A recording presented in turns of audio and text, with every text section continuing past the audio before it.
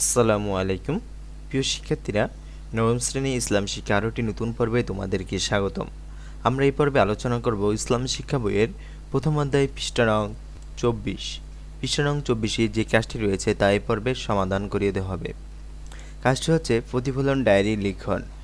বিভাগ থেকে নিজেকে মুক্ত রাখার জন্য ব্যক্তি, পরিবার, বিদ্যালয় ও সমাজ জীবনে আমি যেই সব ভালো কাজ করব এবং যেই সব মন্দ কাজ পরিহার করব, উল্লিখিত শিরোনামে আলোকে নির্ধারিত ছকটি বাড়িতে করো।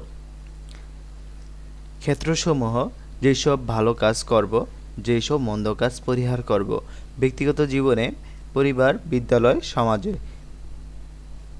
যেসব ভালো কাজ করব তা আমরা এই ছকটিতে লিখব, আর যেসব মন্দ কাজ করব তা আমরা এই কাজটিতে করব। চলো এটির উত্তরটি দেখি। ব্যক্তির জীবনে যেসব ভালো কাজ করব সবসময় সত্য কথা বলবো, আর যেসব মন্দ কাজ পরিহার করব মিথ্যে কথা বলা। পরিবারের সঠিক সময়ে নামাজ পড়া, অহংকার করা। বিদ্যালয়ে ওয়াদা পালন করা, ঝগড়া করা। সমাজে আমানত রক্ষা করা, অশালীন ভাষা ব্যবহার করা।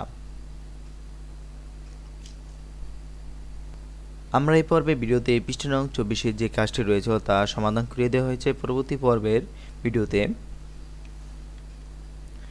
পৃষ্ঠা নং 27 যে কাজটি রয়েছে তা পরবর্তী ভিডিওতে তা সমাধান করিয়ে দেওয়া হবে। ভিডিওটি এই পর্যন্তই। পরবর্তী ভিডিওর জন্য সবাইকে শুভকামনা। আসসালামু আলাইকুম।